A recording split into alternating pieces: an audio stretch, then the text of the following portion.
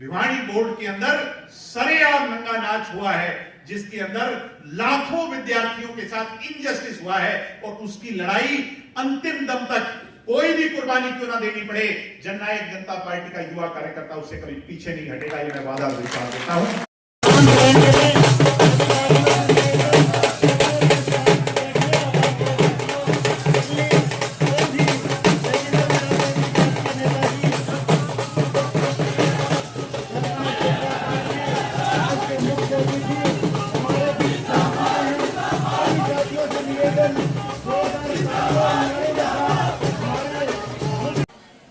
भिवाड़ी जिले के कोने कोने से आई नौजवान ताकत, युवा योद्धाओं, मीडिया के साथियों, आप लोगों ने नव वर्ष के शुभ उपलक्ष्य पर इतनी बड़ी संख्या में यहां पधार कर आज के युवा योद्धा के कार्यक्रम को ऐतिहासिक बनाने का काम किया। विशेष तौर पर आप युवा साथियों का हमें आशीर्वाद देने आए, हमारे बुजुर्गों का, हमारी माताओं और बहनों का, आप सबका मैं तहे दिल से बहुत बहुत धन्यवाद करता हूं, आप सबका स्वागत करता हूं और नव वर्ष की खूब सारी शुभकामनाएं, खूब सारी बधाई आप सबको देना चाहता हूं। परमपिता परमात्मा से प्रार्थना करता हूं कि हम सबके, आप सबके घरों में परमात्मा खूब सारी खुशियां बरसाए और नव वर्ष 2026 हम सब के लिए खूब सारा स्नेह और प्यार लेकर के आए। सम्मानित पूजनीय बुजुर्गों, सम्मानित मेरी माताओं, बहनों, युवा साथियों, हमने पूरे प्रदेश का दौरा किया, युवा जोड़ो अभियान चलाया और मुझे स्वयं 650 गांव में और प्रदेश के तकरीबन सभी कस्बों में और डिस्ट्रिक्ट हेडक्वार्टर्स पर जाने का अवसर मिला। और उसके पश्चात जब डॉक्टर अजय सिंह चौटाला जी का आदेश मिला कि युवा योद्धा कार्यक्रम पूरे प्रदेश के डिस्ट्रिक्ट हेडक्वार्टर्स पर चलाओ, तो हमने उस कार्यक्रम की शुरुआत सिरसा से की, फिर कैथल गए, कैथल के बाद फरीदाबाद गए और आज भिवाड़ी आने का अवसर मिला है। बहुत सारे लोग और हमारे विरोधी पिछले चुनाव की निराशा के बाद एक बात का बहुत झूठा प्रचार कर रहे थे कि जननायक जनता पार्टी अब खत्म हो चुकी है, कमजोर हो चुकी है, इसका कार्यकर्ता टूट चुका है। मैं कोई अहंकार में ये बात नहीं कह रहा, बड़े विश्वास से कह रहा हूं कि जहां जहां मुझे जाने का अवसर मिला है, आज की सरकार की कुनीतियों के खिलाफ, यूं तो प्रदेश के अंदर 90 विधायक हैं, 90 विधायक में 37 कांग्रेस के हैं, 2 अन्य पार्टी के हैं, कुछ निर्दलीय हैं, जेजेपी का हो सकता है कोई विधायक ना हो, मगर नायब सिंह सैनी की सरकार के खिलाफ मुद्दों के आधार पर अगर किसी पार्टी का कार्यकर्ता सड़क पर लड़ाई लड़ रहा है, संघर्ष कर रहा है, किसी पार्टी का नेता अगर आज सरकार की ईंट से ईंट बजाकर जनता के हित की लड़ाई लड़ रहा है, तो वो जननायक जनता पार्टी का कार्यकर्ता है। बुजुर्गों की पेंशन बढ़ी क्या? बढ़ी पेंशन बुजुर्गों की? नहीं। आज इसलिए आवश्यकता है कि जननायक जनता पार्टी के युवा योद्धा नायब सिंह सैनी की सरकार के खिलाफ लामबंद होकर के इन बुजुर्गों की लड़ाई लड़े, इनका हक दिलवाने का काम करें, ये मैं वादा देता हूं। नायब सिंह सैनी कहते थे माताओं बहनों को लाडो लक्ष्मी योजना का फायदा देंगे। मिला आपको फायदा? लाडो लक्ष्मी योजना का फायदा मिला क्या हरियाणा की महिलाओं को? चुनिंदा महिलाओं को फायदा मिला होगा, मगर 90-95% से भी ज्यादा महिलाओं को इसका लाभ नहीं मिला। मैं ये वादा देता हूं मेरी माताओं बहनों को कि जननायक जनता पार्टी की युवा शाखा के युवा इकाई के कार्यकर्ता जैसे दुष्यंत जी ने महिलाओं को 50% हक जो है वो राजनीतिक हक दिलवाने का काम किया, वैसे ही आपकी आने वाली लड़ाई अगर कोई लड़ेगा तो जेजेपी का युवा कार्यकर्ता लड़ने का काम करेगा। ये वादा। आज साथियों, गुंडागर्दी, आज जब आपके बीच में आ रहा हूं, आज सुबह भी खबर आई है कि एक पार्टी के युवा इकाई के अध्यक्ष को गोलियों से मार दिया।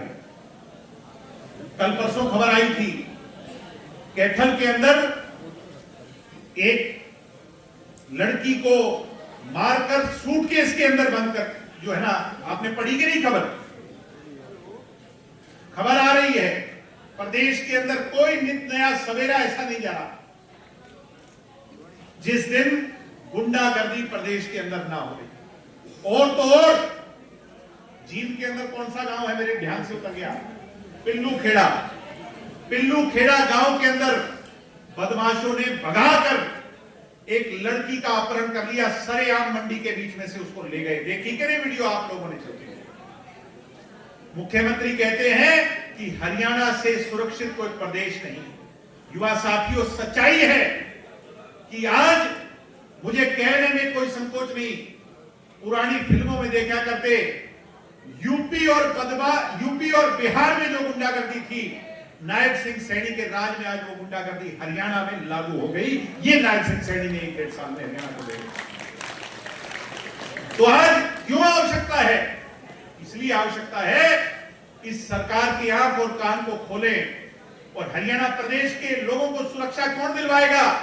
अगर नायब सिंह सैनी नहीं दे सकते तो हरियाणा की जेजेपी का युवा कार्यकर्ता सड़क पर उतरकर लड़ाई लड़ेगा और हरियाणा के लोगों को सुरक्षा दिलाएगा। सम्मानित साथियों, भाषण तो दुष्यंत जी देंगे। एक बड़ा घोटाला, एच-टेट का घोटाला, ये अखबार की खबर है कि जो रिजल्ट तैयार हुआ उस रिजल्ट से 1200 अलग चहेतों को इन लोगों ने पास कर दिया। मैं खुलासा तो करना चाह रहा था किसी प्रेस कॉन्फ्रेंस में, मगर कुछ बातें आज आपके बीच में भी करूंगा। एच-टेट 2024-25 का रिजल्ट तैयार हुआ और अगस्त के अंदर 30 दिन के बाद सेक्रेटरी ने रिजल्ट को तैयार कर दिया। जब रिजल्ट को तैयार कर दिया और जारी करने के लिए चेयरमैन के पास भेज दिया, चेयरमैन ने रिजल्ट को रोक लिया। और तो और रिजल्ट को रोक ही नहीं लिया, बल्कि सेक्रेटरी की ट्रांसफर करवा दी, नए सेक्रेटरी को लागू किया। सम्मानित साथियों, नए सेक्रेटरी ने उस पूरे रिजल्ट को रोक करके और फिर से प्रक्रिया चलाई। पुरानी प्रक्रिया के अंदर 3 कंपनियां शामिल थी जो कि पूरी एक्सपीरियंस कंपनियां थी, जिन्होंने हरियाणा की आज तक की परीक्षाओं के रिजल्ट जारी किए। 135 लोग हरियाणा बोर्ड के उस रिजल्ट को, मैं दुष्यंत जी की नॉलेज में डालूंगा, मैनुअली सारा रिजल्ट पहली बार हरियाणा में हुआ है। नहीं तो 10% रिजल्ट मैनुअल करने की जरूरत होती है, बाकी सारा ऑटोमेटेड होता है। पहली बार हुआ कि पहला रिजल्ट जो है वो 100% मैनुअल चेक होकर के रिजल्ट घोषित हुआ। उसके बावजूद अपने चहेतों को पास करवाने के लिए चेयरमैन ने सारी प्रक्रिया को रोकने का काम किया। और फिर पहला रिजल्ट जो 30 दिन में लागू होना था, जो ये छाती पीट पीट के कहते थे कि हम तो 25 दिन में रिजल्ट लागू कर देंगे, अगला रिजल्ट 100 दिन तक वेट हुआ। जब प्रदेश में हाहाकार मच गया, तब पता चला कि चेयरमैन की नीयत में खोट था। आज तक हरियाणा का इतिहास है सर, बेनिफिट ऑफ डाउट नाम की कोई चीज नहीं होती किसी रिजल्ट में, पेपर में कभी सुनी हो आप? 1200 बच्चों को बेनिफिट ऑफ डाउट दे दिया कि किसी की डॉट कहीं गलत लग गई, किसी का मार्क फेड हो गया। मैं पूछना चाहता हूं, 3 लाख बच्चों ने पेपर दिया, क्या कसूर है बाकी बच्चों का कि सिर्फ 1200 को ही बेनिफिट ऑफ डाउट मिला? अगर बेनिफिट ऑफ डाउट मिलता तो सबको मिलना चाहिए। सम्मानित साथियों, हरियाणा के अंदर टीचर्स भर्ती प्रक्रिया के पहले एचटेट का जो पेपर होता है, ये हरियाणा का इस सरकार का सबसे बड़ा घोटाला है। उस पर मैं कुछ सवाल आज सरकार से पूछना चाहता हूं। पहले अगर परिणाम तैयार किए तो संशोधित करने की नौबत क्यों आई? जबकि परिणाम पूरी तरह कैमरों की निगरानी में तैयार हुए, तो अलग अलग फर्मों के द्वारा की गई इस प्रक्रिया में नई फर्म को लाने की नौबत क्यों आई? बाहर से पेपर तैयार हुए, अलग फर्म ने पेपर तैयार किए, अलग फर्म ने परिणाम तैयार किए, 4 बार रिजल्ट को वेरीफाई किया गया, तो नए सिरे से परिणाम किस लिए तैयार किया गया? आज मेरा ये सरकार से सवाल है, मुख्यमंत्री से सवाल है। सिक्योरिटी ऑडिट के नाम पर भारी राशि किस लिए खर्च की गई? ऑडिट किसका किया गया? जब सारी फर्म बाहर की थी तो यह संशय किस बात का था? परिणाम तैयार करके जब सचिव कार्यालय ने अध्यक्ष को 31 अगस्त को सुपुर्द कर दिया था, तो परिणाम जारी करने में देरी किस वजह से की गई? परिणाम तैयार करने के लिए सरकार की अनुमति चाहिए होती है, तो वो किस प्रोविजन के तहत ली गई और नहीं ली गई तो क्यों नहीं ली गई, ये भी बताया जाए। दोबारा परिणाम रातों रात तैयार किया गया। सिक्योरिटी ऑडिट के नाम पर निचले अधिकारियों पर दबाव बनाया गया। दुष्यंत जी, आज हरियाणा बोर्ड के 5-7 अधिकारी ऐसे हैं जो वीआरएस के लिए लिख के दे चुके हैं, क्योंकि उनको पता है लास्ट में फंसेंगे तो भाई नीचे वाले फंसेंगे, ऊपर वाले फंसा नहीं करते। आज हालात ये बढ़ चुकी है। गुपचुप तरीके से रिजल्ट घोषित करने के लिए जिन जिन अधिकारियों पर दबाव बनाया गया, इसकी खुली तौर पर जांच होनी चाहिए कि नहीं होनी चाहिए? आज मैं मांग करता हूं। सबसे बड़ा सवाल यह है कि परिणाम घोषित होने के लिए 3 महीने तक ओएमआर की शीट सर उसको रखा जाता है। पहली बार हरियाणा में ऐसा हुआ है कि 10 दिन के अंदर अंदर शीट को, सारे डाटा को और हार्ड ड्राइव्स को सर डिस्ट्रॉय कर दिया गया। मेरा सवाल है, इसकी जांच होनी चाहिए कि नहीं होनी चाहिए? इसके साथ साथ रिकॉर्ड को ऐसे कक्ष में रखा गया, अगर आप उसकी हालत देखोगे तो वो राम भरोसे है। ये भी जानकारी है कि एक अधिकारी के परिवार से जुड़े लोगों की एकेडमी चल रही है, इन लोगों की परिवारों की एकेडमियां चल रही हैं। दुष्यंत जी, मैं ये मांग करता हूं कि जो 1200 बच्चे हैं जिसको चेयरमैन ने और सेक्रेटरी ने पास किया है बाद में बेनिफिट ऑफ डाउट के नाम पर, मैं ये मांग करता हूं खुले तौर पर इनका रिजल्ट पब्लिक में घोषित होना चाहिए। ये बच्चे कौन हैं और ये भी पता लगना चाहिए ये किस एकेडमी से संबंधित है। होना चाहिए कि नहीं होना चाहिए? और मुझे ये शक है कि हरियाणा में 5 या 6 एकेडमी ऐसी हैं जो भाजपा नेताओं के रिश्तेदारों की एकेडमी है।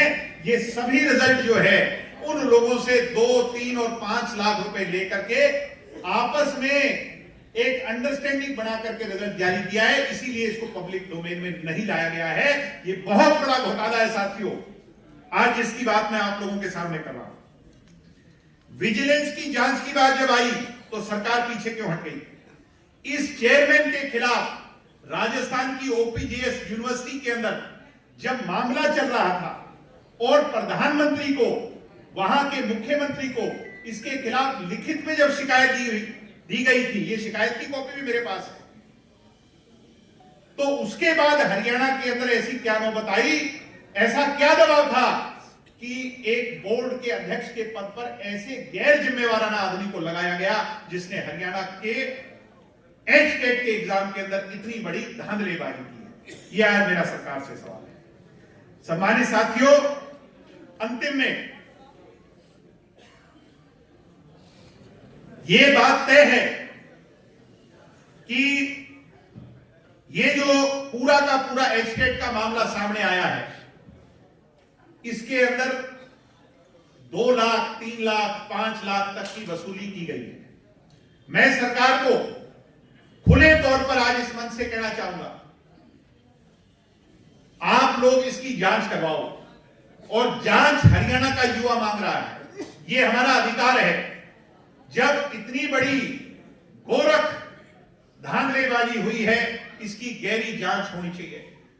अगर जांच आप लोग नहीं करवाओगे, मैं ये आज खुले मन से इस बात की घोषणा करता हूं, 5 वो लोग जिनके पैसे चेयरमैन ने और इसके नजदीकी लोगों ने खा लिए और वो रिजल्ट में उन्हें एडजस्ट नहीं कर पाया, उन्हें मैं हरियाणा के सार्वजनिक मंच पर ला करके इनके खिलाफ एफिडेविट दिलवाने का काम करूंगा।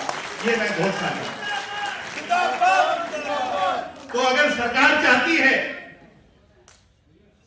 चाहती है कि वो लोग एफिडेविट दे करके और इनकी कारगुजारियों को जनता के सामने रखें, तो हम उस नौबत पर भी अगर ये हमें लाना चाहेंगे, हम आने को तैयार हैं। मुख्यमंत्री जी बिना और खर्ची और बिना पर्ची कहा करते कि नहीं ये बीजेपी वाले। मैं कह रहा हूं ये तो एक मामला है, ऐसे ही दुष्यंत जी बताएंगे मंडी के अंदर जो घोटाला हुआ उसके बारे में।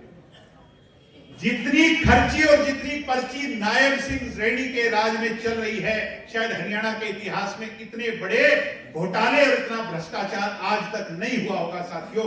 इसलिए आज युवा योद्धाओं तुम्हें सड़क पे उतरने की आवश्यकता है और दुष्यंत चौटाला के साथ इनके नेतृत्व में इस सरकार से लड़ाई लड़ने की आवश्यकता है। इसके लिए तो बाकी मैं लंबा चौड़ा भाषण नहीं दूंगा। कल प्रेस कॉन्फ्रेंस कर करके सिरसा के अंदर सारे तथ्य बोर्ड चेयरमैन और इसकी सारी कारगुजारियों के सारे तथ्य कल हम सिरसा के अंदर प्रेस कॉन्फ्रेंस कर करके जारी करेंगे। आज मुख्य तौर पर सारी बातें आपके सामने मैंने रखी। युवा योद्धा की सफल आज की मीटिंग के लिए मैं सारे कार्यकर्ता साथियों को बहुत बहुत बधाई देता हूं, शुभकामनाएं देता हूं और सरकार से फिर से मांग करता हूं कि बिना खर्ची और बिना पर्ची का हुंकार भरने वाले आप और आपके आज की सरकार के जो लोग हैं वो झांकने का काम करें। भिवानी बोर्ड के अंदर सरेआम नंगा नाच हुआ है, जिसके अंदर लाखों विद्यार्थियों के साथ इनजस्टिस हुआ है और उसकी लड़ाई अंतिम दम तक कोई भी कुर्बानी क्यों ना देनी पड़े, जननायक जनता पार्टी का युवा कार्यकर्ता उससे कभी पीछे नहीं हटेगा। ये मैं वादा विश्वास देता हूं और मैं दुष्यंत जी का फिर से स्वागत करता हूं। इन्हीं शब्दों के साथ आप सबका बहुत बहुत धन्यवाद। जय हिंद, जय भारत।